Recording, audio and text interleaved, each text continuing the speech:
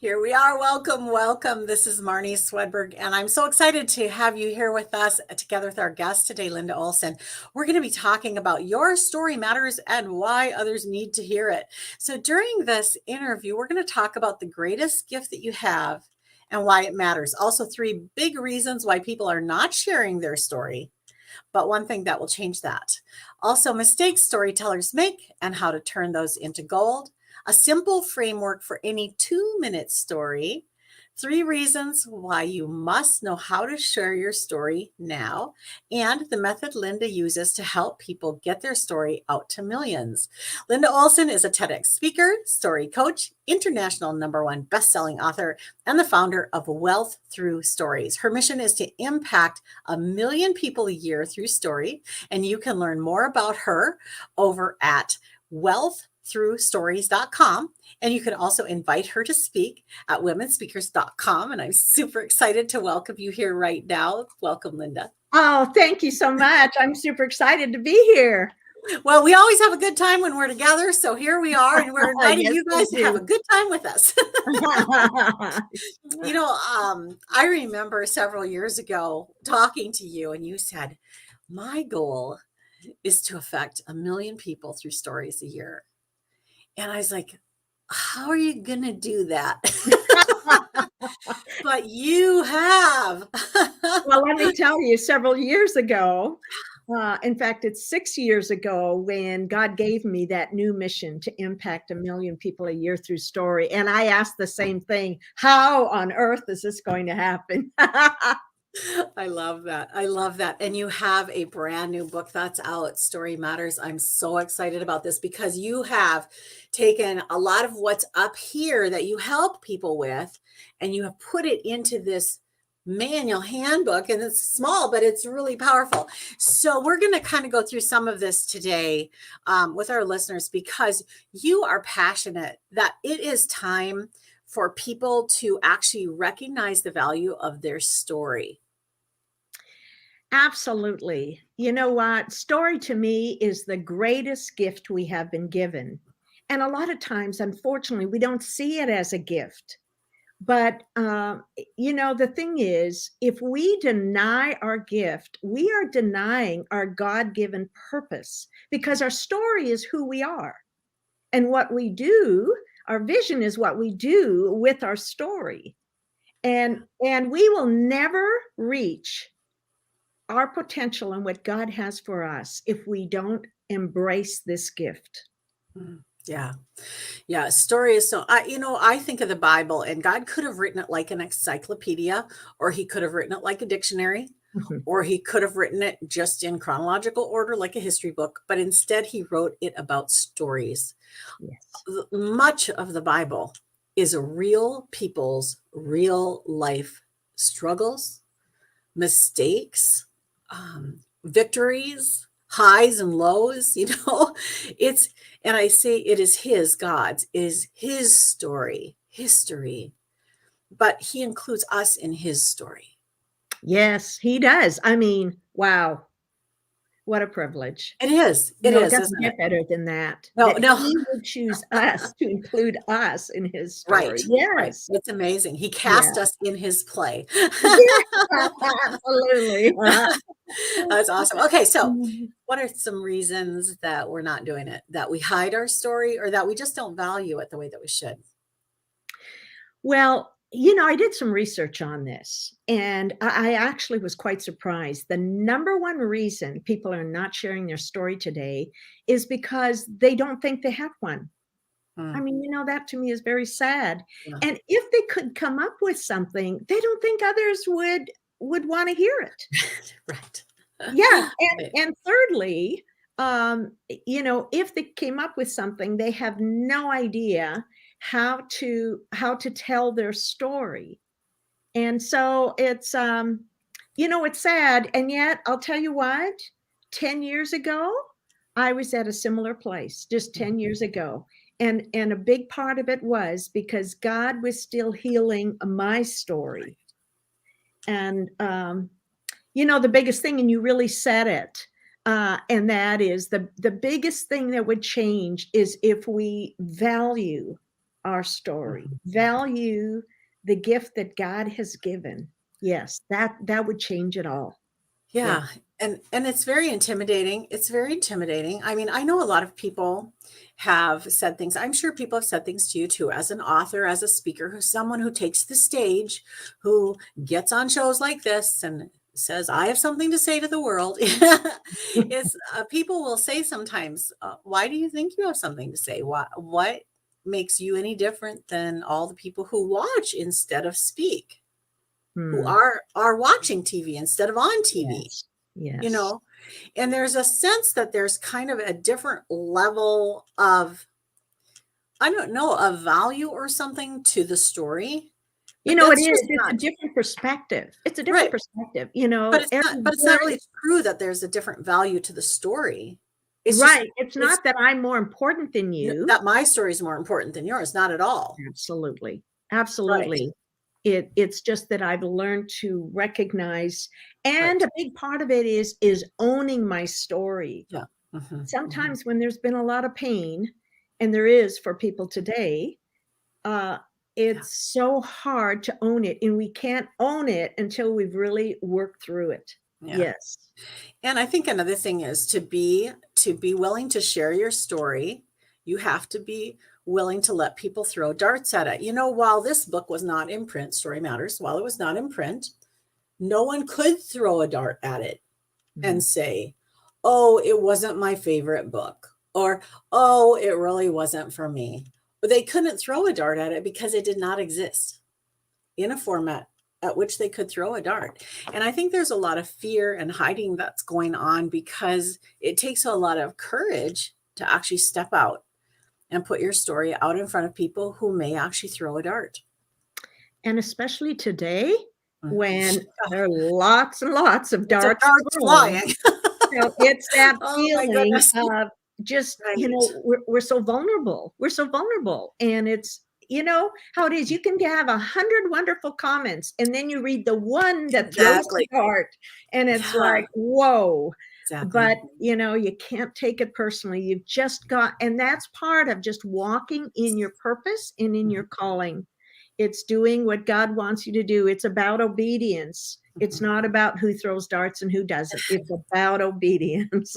And I always say perform for an audience of one. And I don't think we're actually performing for God. There's no performance required. He just loves us. He died for us in our weakness. He did not die for us because we were looking good. He died for us because we were looking bad. And we Exactly. needed help.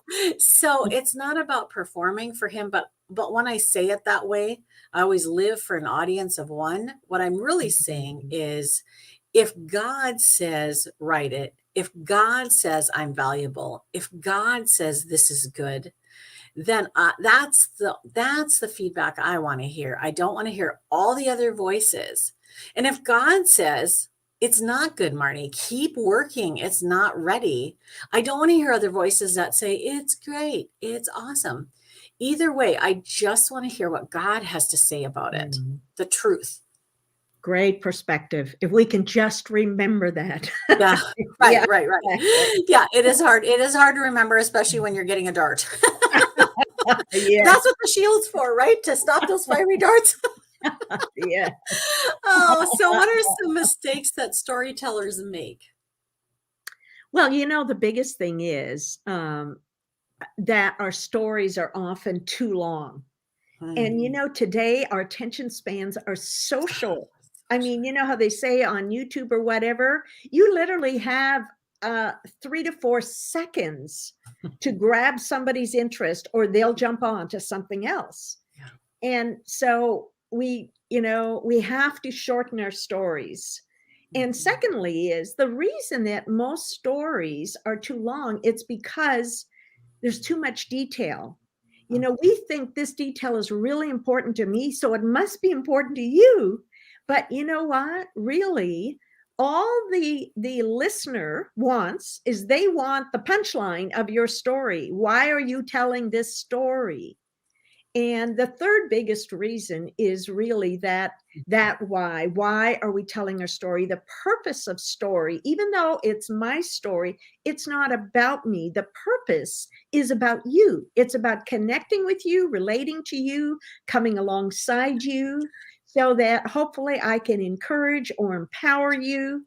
And if we can keep that in mind, so tell shorter stories, leave out unnecessary detail, and focus on the needs of the other person, that story will turn to gold. Yes. I love that. It's coming right to mind.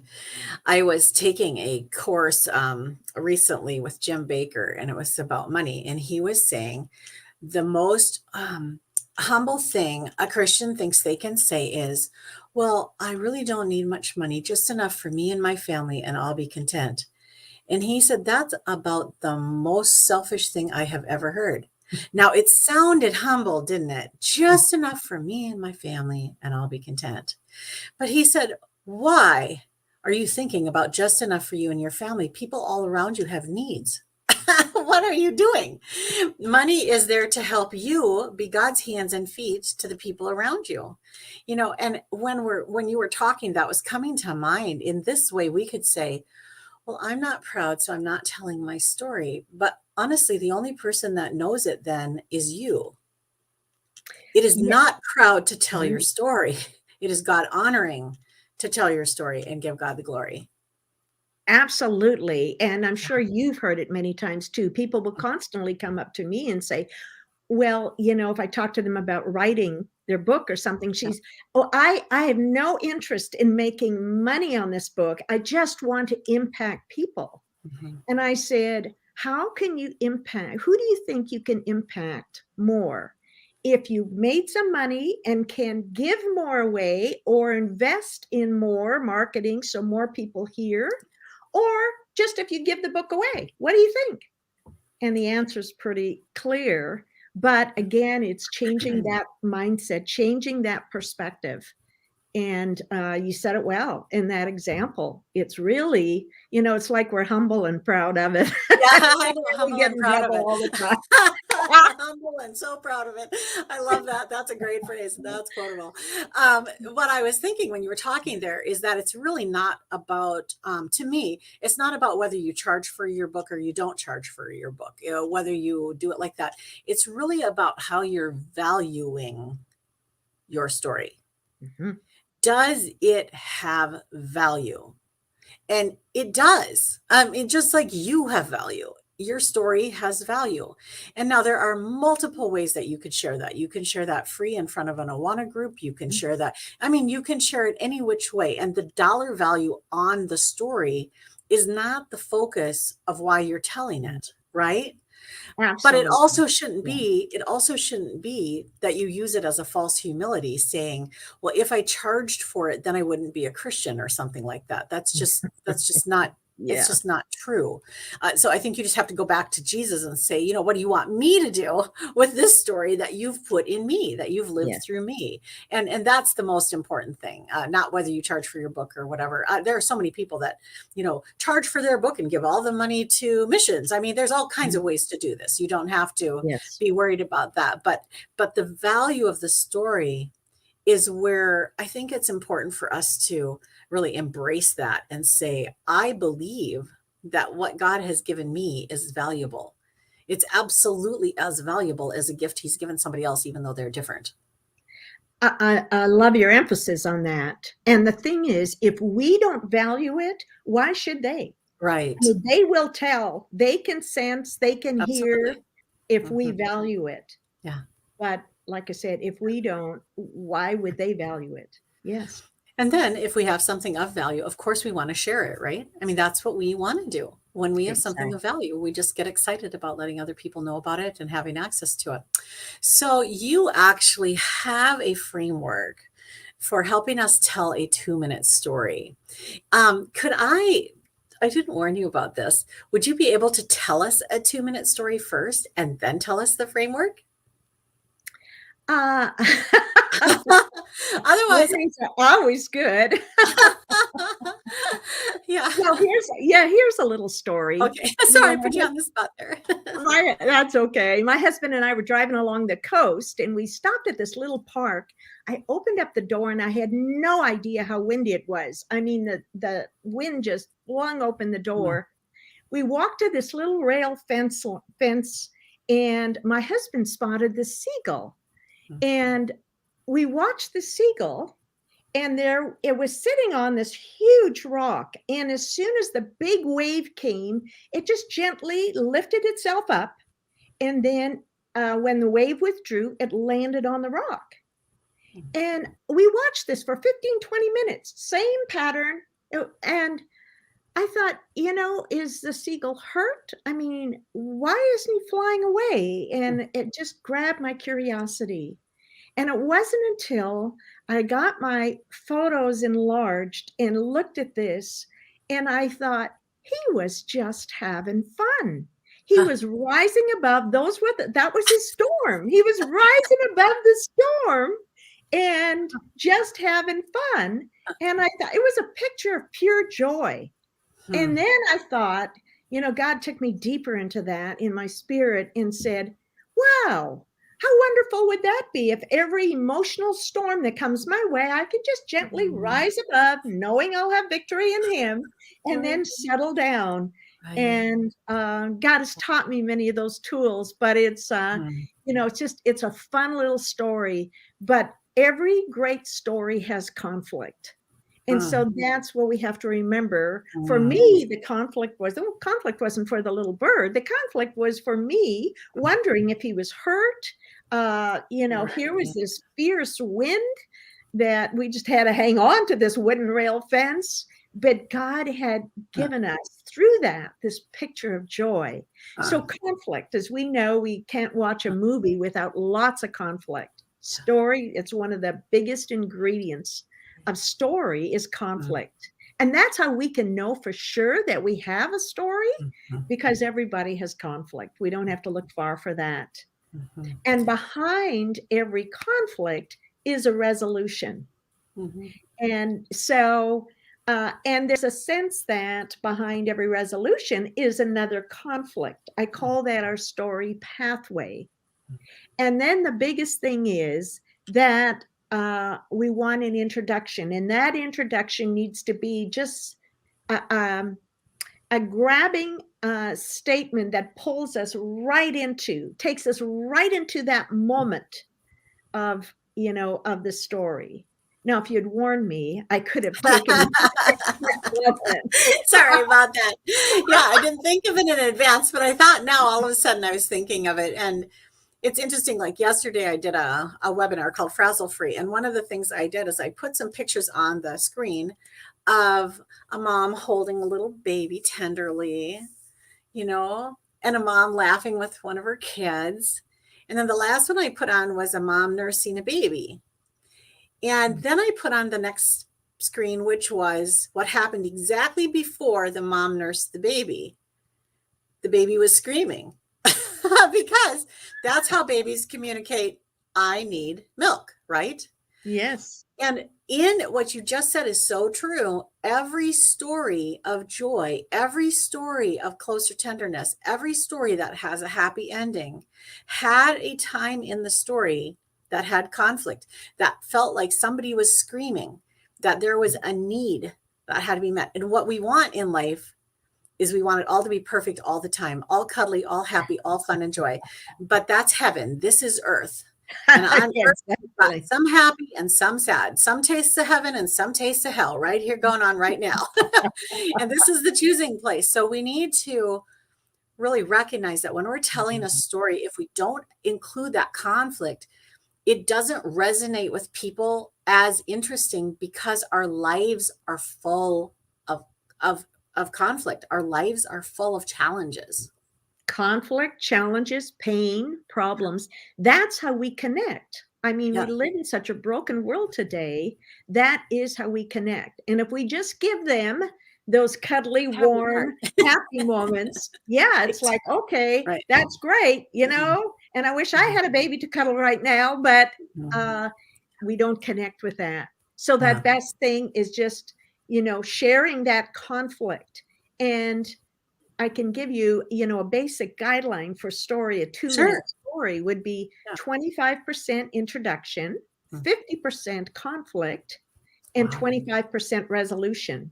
Mm. So it may look like, 5 statements: introduction, conflict, conflict, conflict, because you build up the conflict and then you give your resolution. Wow. That's a basic guideline that would be ideal. Mm. And when you can do that within 2 minutes, in fact, many of my stories, I put it through that framework and I test it.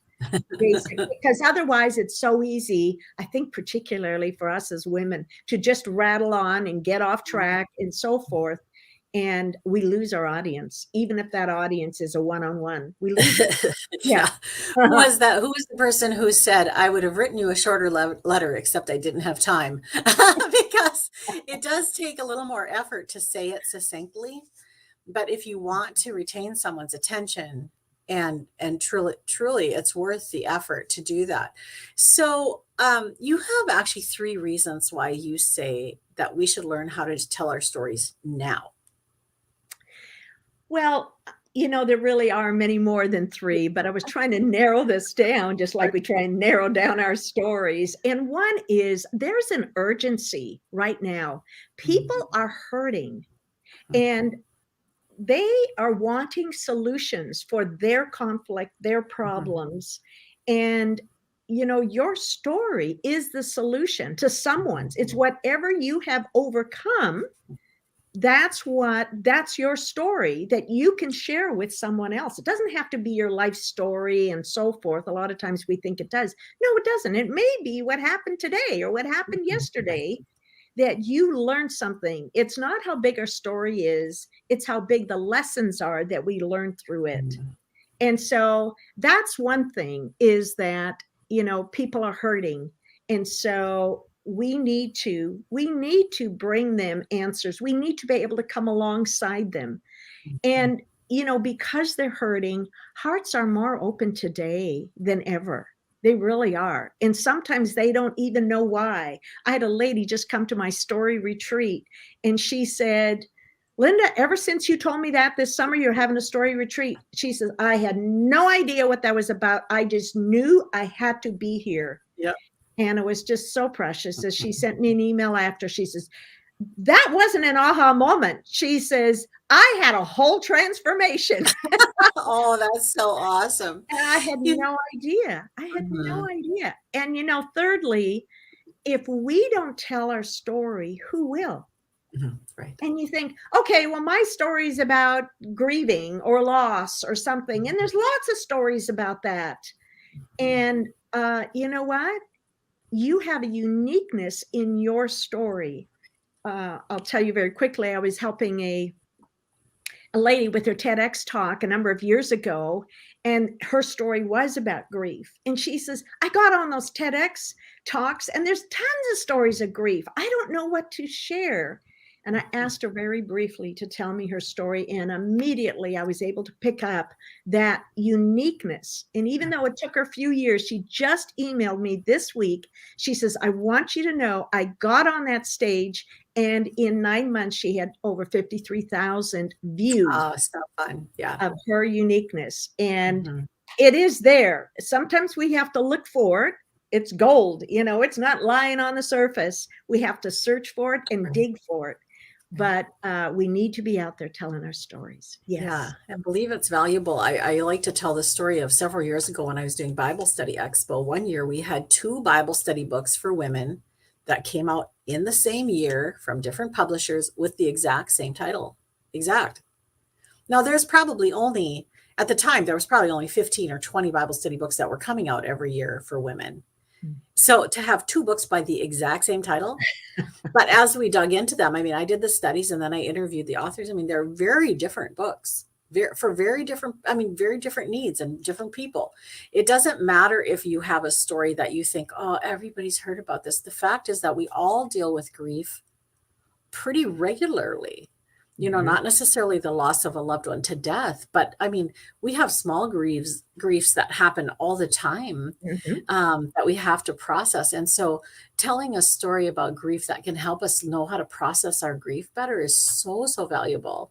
Yeah, Yeah. I just love the thought of people telling their stories and not sitting on them. I think in the Bible it talks a lot about being a testimony, and how in a testimony, you think about in a court of law, you get up on the stand, you say, I'm only going to tell the truth, the whole truth, and nothing but the truth. And then you tell your story of what happened to you, what you saw, what you experienced, what did that person do then, or whatever. And that's really our story. It's our story. And we have so many of them, but many of them are actual God sightings, interventions of God into our lives and into our days. And I really believe when you were talking about the need for our story right now, the need for people to recognize that God is present and available, that God is powerful, He's still working, that He loves you, that He cares about every detail of your life, even if the miracle was something little like finding something you had lost, or whatever your story is. Just learn to tell it, even the tiniest one. So you actually take the tiny ones and you turn them into something that can really go out, and like your friend with the TEDx talk can really reach a lot of people. So what is the method that you use to take a smallish story and turn it into something that's really remarkable? Well, today we have so many opportunities with the internet and so forth. And so there's, of course, two big ways to communicate our story. One is through telling our story, and one is through writing our story. And I actually help with both of those venues. So one is telling our story through a story retreat. I give them the foundation of story. And then if they want to go deeper, I show them how they can put their story together. It's got to be done in a quality way. Put that story together, and then we can open that up through interviews, through podcasts, through webinars, through, so many different ways. Even though speaking isn't, people are still speaking, but not as much today. Live speaking, I believe that'll come back. But there are many ways to tell our story. Interviews is a great way. I actually have my own Roku show. I show on Roku, and I interview people as well. So that's telling your story. And then I'd written a couple books, and it had been in the back of my mind for a few years now to interview other people's stories and start this collaborative series. And you know Nice. how it is sometimes. I mean, there's no perfect time. I thought you just have to step out and do it. Right. And so we just did. We just published Wow. this and last week. And it was so exciting to get the reviews. And what touched me the most is what people are sharing in the reviews. I mean, to me, it's heart-wrenching that these stories, and these are 7 women who have shared from a very vulnerable heart where they were in pain and how they overcame that. And it doesn't, like I said, it doesn't have to be a big life story. It may be something very simple, but so that's another way. And then I get on tons of podcasts, radio, television, and so forth, and promote the story and show them how they can promote it. And together we will reach millions. Yes. Mhm. Yeah. Yeah, it's amazing. So this book, Story Matters, I think it already became a bestseller, didn't it? Amazon bestseller. Yes. Yeah. Yes, Just this week. right out of the chute. Awesome. It's right Awesome. So there. fun. Yeah. Number one. Yeah. That's so fun. So fun. Well, I know that you have a lot of other things that you provide over at your website, and you are a speaker at womenspeakers.com too. Love that. But also at your website, wealththroughstories.com. If people go over there, what are they going to find? Well, there's a couple things. First of all, hear a little bit more about my story, and then I do 5-day challenges that are so Mm, fun. A great good. way to connect with people. A 2-day story retreat, and that's live. That's very fun. We just finished one now in October, and we'll do another one in March. And also, if they want to connect with me personally, they could sign up for a 20-minute story strategy session, and I'll be happy to talk with them about their story. So there's just plus there's some freebies and just lots of fun stuff. That's just awesome. Well, I just love you so much. You know, I know when God in 2009, when God put in my heart that I would be a mentor to millions, I too just went, what? I don't even get numbers like that. That doesn't even like my brain goes Right. hundreds is good for me, you know? Yeah. I'm good with So 10. yeah, right, exactly. So, you know, when God calls you to do something that's outside of your comfort zone, Linda and I can really understand your reaction to that is who, me? And a lot of people in the Bible said that same thing. Moses was like, what? Mary's was like, what? A lot of people were, that can't be right. But God does tend to just put it on our heart when he's calling us to step out of a safe comfort place, and he's calling us to step out for him, for his glory and his honor, not so that we can look back and say, wow, look what I've done, but that instead, I love how Shannon Popkin, her book is Elevate, and she talks about speakers who, when you get up on a platform, you can either think, well, this is all about me being on a platform, or you can think that with Jesus in me, the higher that riser goes, the more people can see it from farther out and farther out and farther out and farther out. And so elevating a person in the world is how God spreads his story to more people. And it's not that it's not that it's like a bigger deal than sharing one-on-one. I mean, sharing one-on-one with people is one of my very favorite things to do. And I don't think, I always say there's no difference in my eternal reward. I don't think there's any difference between my eternal reward of changing my baby's diaper, doing it for Jesus, or publishing a book that becomes a bestseller, or standing on a big platform. God just loves a cheerful giver. Whatever you give to him, he will love that you gave it. And if he's calling you to put your story out there, we just encourage you to be brave and to follow him and do it.